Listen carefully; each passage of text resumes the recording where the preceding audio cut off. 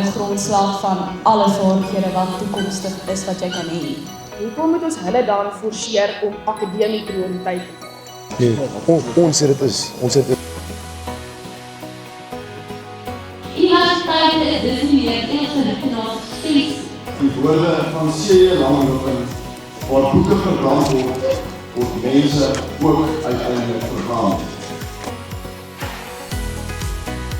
Maar in die universiteite word studente. Dit vir my ons van goeie argument. Waarom?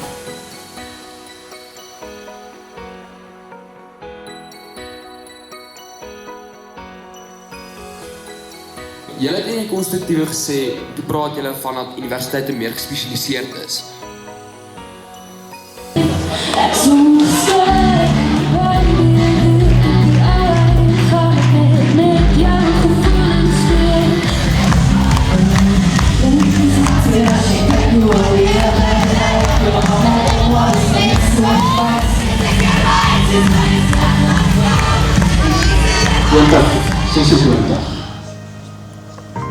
Hoërskool Waterkloof.